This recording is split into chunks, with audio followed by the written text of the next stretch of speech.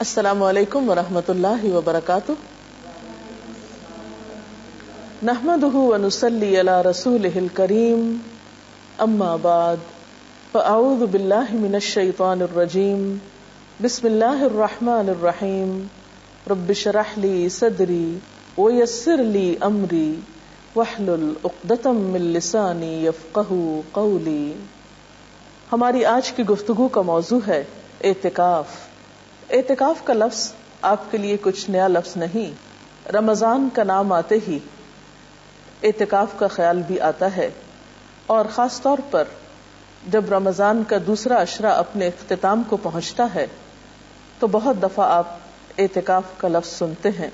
اعتکاف کیا چیز ہے؟ اعتکاف کا کیا معنی ہے؟ اعتکاف عربی زبان کا لفظ ہے، عین کاف فے سے بنا ہے. اس کا لفظی معنی ہوتا ہے ٹھہر جانا، جم جانا، اور پھر یہ جم کر ایک جگہ رک کر عبادت کرنے کے لیے استعمال ہوتا ہے. اسلام کی اصطلاح میں اعتکاف اس کو کہتے ہیں کہ نیت کر کے مسجد میں رہے انسان، اور سوائے ضروری حاجات کے جو مسجد میں پوری نہ ہو سکتی ہوں مسجد سے باہر نہ جائے. قرآن پاک میں اللہ سبحانہ و تعالیٰ فرماتے ہیں وَأَنْتُمْ عَاكِفُونَ فِي الْمَسَاجِدِ. تو گویا یہ مسنون عبادت دراصل مسجد میں ہوتی ہے. اعتکاف ایک ایسی عبادت ہے جس کا بہت اجر و ثواب ہے. عن ابن عباس ان رسول اللہ صلی اللہ علیہ وسلم قال قال في المعتکف هو يعتکف الذنوب ويجرى له من الحسنات كعامل الحسنات كلها. حضرت عبداللہ بن عباس بیان کرتے ہیں کہ نبی صلی اللہ علیہ وسلم نے اعتکاف کرنے والے کے بارے میں فرمایا، اعتکاف کرنے والا چونکہ گناہوں سے رکا رہتا ہے اس لیے اس کے حق میں وہ تمام نیکیاں لکھی جاتی ہیں جو اس شخص کے حق میں لکھی جاتی ہیں جو تمام نیکیوں پر عمل پیرا ہو. عام حالات میں ہر طرح کی نیکی کرنا ایک مشکل کام ہے، لیکن جو شخص نیکی کی نیت اور غرض سے اپنے آپ کو کچھ دن کے لیے محض نیک کام کے لیے پابند کر لیتا ہے اس شخص کو بے پناہ اجر و ثواب ملتا ہے.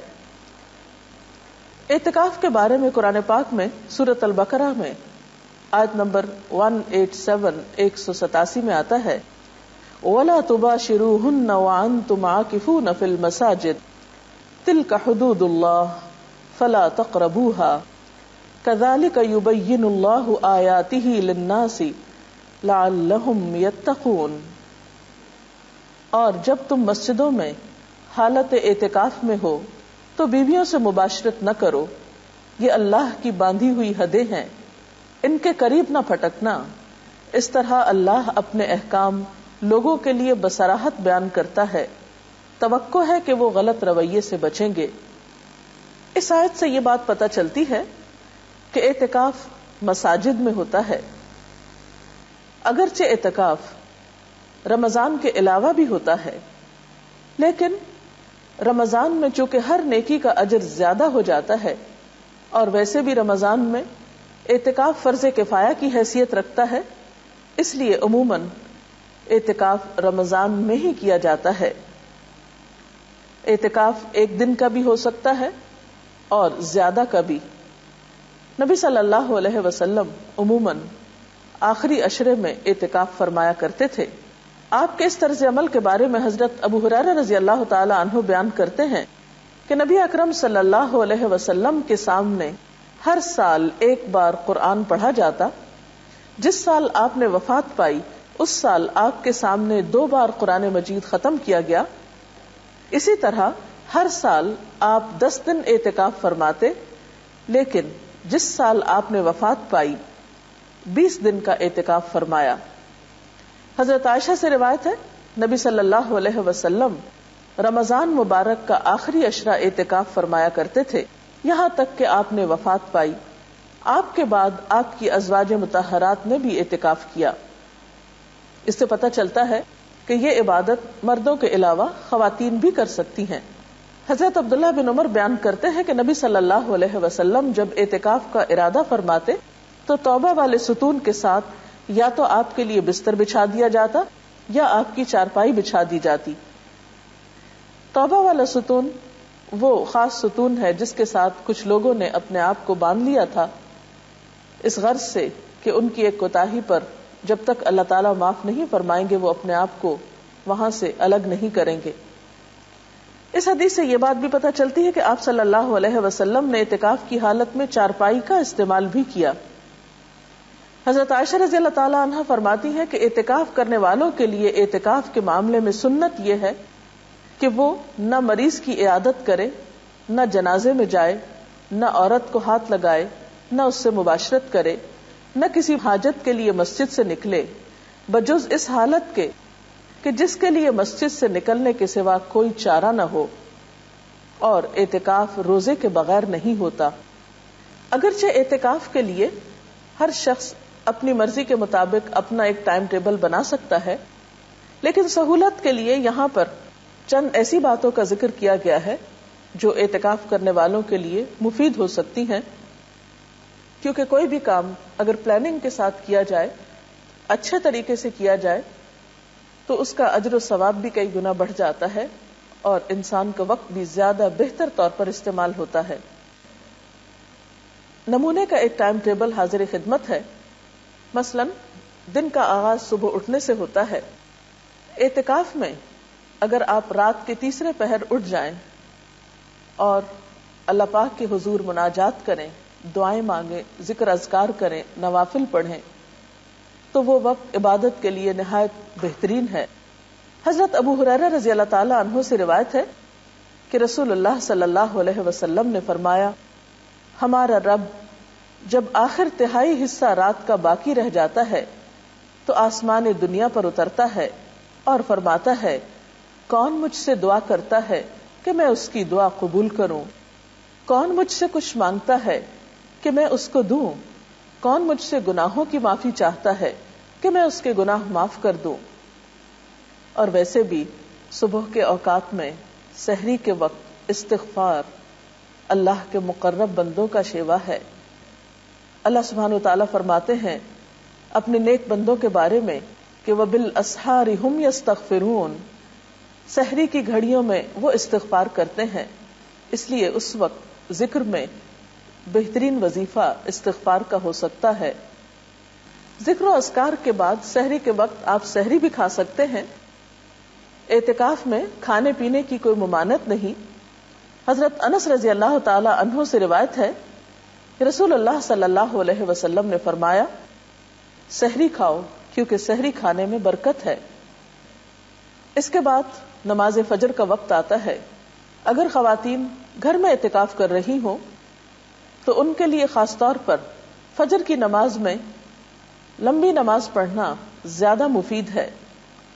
اس کے بارے میں حضور صلی اللہ علیہ وسلم کا طریقہ ہمارے سامنے ہے۔ بخاری کی روایت ہے کہ آپ صلی اللہ علیہ وسلم صبح کی نماز سے اس وقت فارغ ہو جاتے جب ہم میں سے کوئی اپنے پاس بیٹھنے والے کو پہچان لیتا۔ آپ اس میں یعنی فجر کی نماز میں 60 آیتوں سے لے کر 100 آیتوں تک پڑھتے تھے۔ تو اس سے پتہ چلتا ہے کہ ایک تو فجر کی نماز ذرا جلدی شروع کر لینی چاہیے، یعنی وقت ہوتے ہی اندھیرے میں۔ دوسرا یہ کہ وہ تمام نمازوں سے زیادہ لمبی نماز ہونی چاہیے جس میں 60 سے 100 آیات تک پڑھی جائیں اگر زبانی یاد ہو، اور اس کے لیے ظاہر ہے کہ پھر زبانی قرآن پاک یاد کرنے کی بھی کوشش کرنی چاہیے، تبھی اس سنت پر عمل ہو سکتا ہے۔ نماز فجر کے بعد صبح شام کے مسنون اذکار پڑھے جا سکتے ہیں۔ قرآن پاک میں اللہ سبحانہ وتعالی فرماتے ہیں، یا ایھا الذین آمنوا اذکروا اللہ ذکرا کثیرا وسبحوہ بکرۃ واصیلا، اے لوگو جو ایمان لائے ہو، اللہ کو کثرت سے یاد کرو اور صبح و شام اس کی تسبیح کرتے رہو۔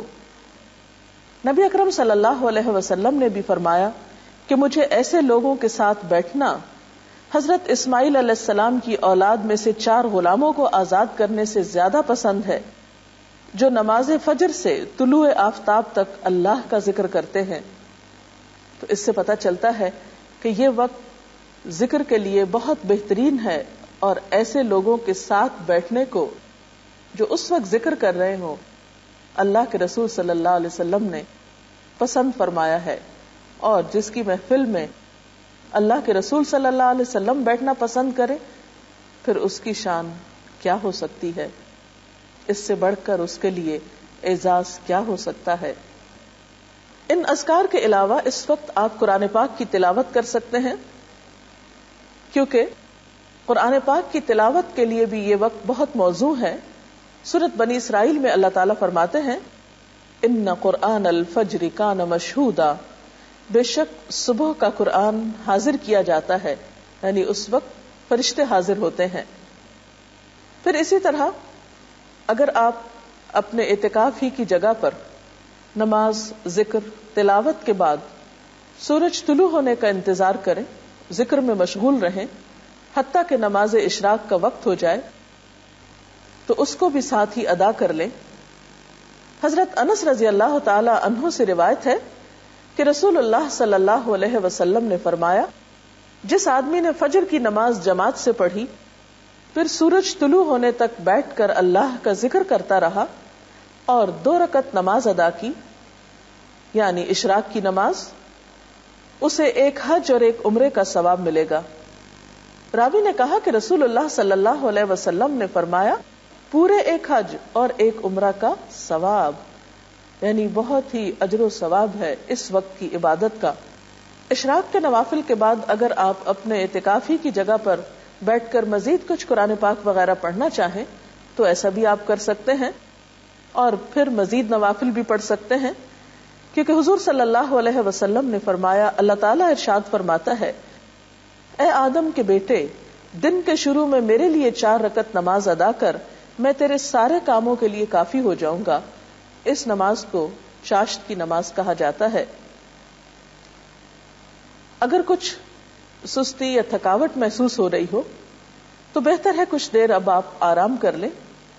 آپ لیٹ کر بھی ذکر اذکار کر سکتے ہیں، تھوڑی دیر کے لیے سو بھی سکتے ہیں، لیکن اگر آپ اپنی طبیعت اچھی پاتے ہوں تو بہتر ہے کہ اب آپ کچھ وقت مطالعے کے لیے نکالیں، دینی کتابوں کا مطالعہ، قرآن پاک کی تفسیر پڑھنا، اور اگر آپ پڑھ نہ سکتے ہوں تو کیسٹ لگا کر سننا، اور دینی کتب کو جو آپ کے روزمرہ کی دینی مسائل سے متعلق ہوں یا اخلاق اور کردار کو سنوارنے والی ہوں، ان کو آپ اپنے زیر مطالعہ رکھ سکتے ہیں، کیونکہ طلب العلم فریضۃ علی کل مسلم، علم کا حاصل کرنا، طلب کرنا ہر مسلمان پر فرض ہے، اور ویسے بھی علم کے سیکھنے اور سکھانے والے اللہ تعالیٰ کے محبوب بندے ہیں۔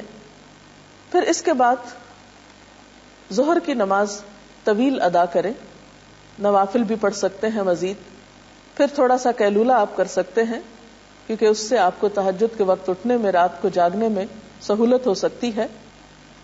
نماز ظہر کے بعد، قیلولہ کے بعد آپ کچھ وقت قرآن پاک کی کچھ سورتوں کو حفظ کرنے کے لیے، اور اگر آپ حافظ قرآن ہیں اللہ کے فضل سے، تو اپنے دہرائی کے لیے اس وقت کو استعمال کر سکتے ہیں، کیونکہ قرآن پاک اگر دہرایا نہ جائے تو انسان کو بھول جاتا ہے۔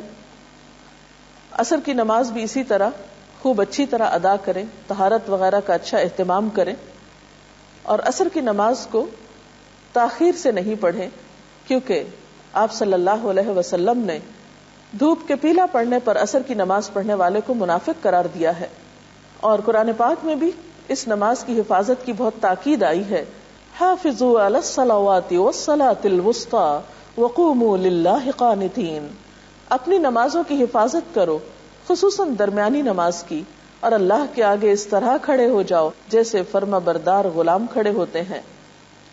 عصر سے لے کر مغرب تک کا وقت، اس میں آپ تسبیحات کر سکتے ہیں، اور اس وقت بھی ذکر کرنا نہایت پسندیدہ ہے۔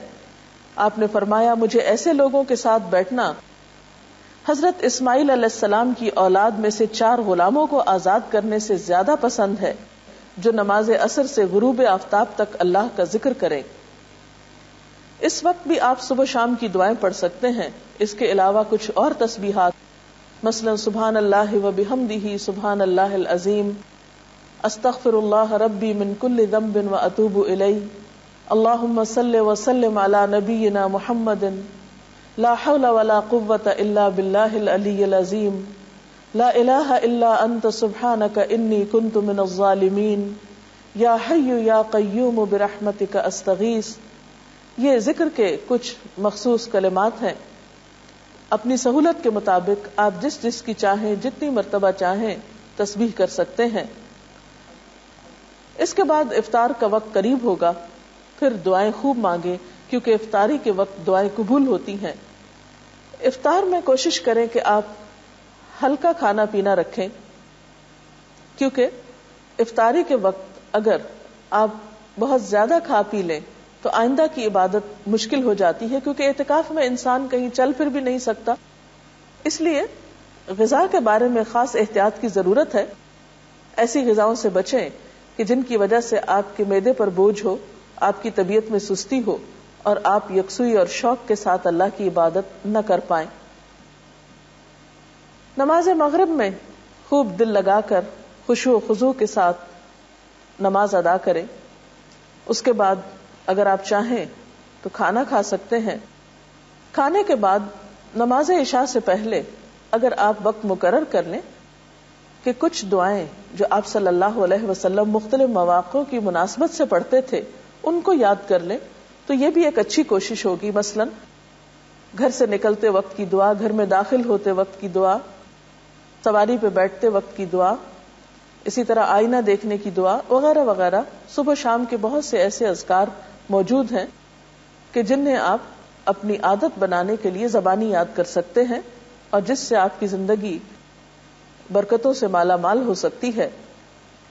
پھر اسی طرح کوشش کریں کہ تراویح کی نماز بہت اچھی طرح اور طویل ادا ہو، کیونکہ آپ صلی اللہ علیہ وسلم کی اس نماز کے بارے میں حضرت عائشہ فرماتی ہیں کہ مت پوچھو ان کے حسن کے بارے میں اور ان کے طول کے بارے میں کہ کتنی لمبی رکعتیں ہوتی تھیں آپ کی رات کی نماز کی اور کتنے خوبصورت طریقے سے آپ ان کو ادا کرتے تھے. صرف تعداد پوری کرنے، گنتی پوری کرنے کی کوشش نہ کریں، بلکہ آپ صلی اللہ علیہ وسلم کی سنت پر عمل کرتے ہوئے طویل قیام، طویل رکوع اور طویل سجدوں کی بھی کوشش کریں. معلوم نہیں زندگی میں آئندہ یہ موقع ملے یا نہ ملے، تو ان فرصت کے لمحات سے خوب فائدہ اٹھائیں. اس کے بعد آپ رات کو آرام کر سکتے ہیں. آرام کے لیے بھی آپ مسنون طریقہ اختیار کریں. دائیں کروٹ پہ لیٹیں، دایاں ہاتھ دائیں گال کے نیچے رکھتے ہوئے مسنون دعا پڑھیں، آیت الکرسی پڑھیں، اور اس طرح آپ صبح سے لے کر رات تک، جاگنے سے لے کر سونے تک مسلسل عبادت کی حالت میں رہیں گے. اگر آپ ایک ٹائم ٹیبل کی اس کی یا اس کے علاوہ اپنی ضرورت کے مطابق ایک پابندی کریں گے تو انشاءاللہ اپنے اوقات سے بہتر فائدہ اٹھا سکیں گے. اللہ تعالی ہم سب کو نیکی کی توفیق بھی دے اور ان اوقات اور لمحات کو بہترین طریقے سے صرف کرنے کی اجازت چاہتے ہیں. اللہ حافظ.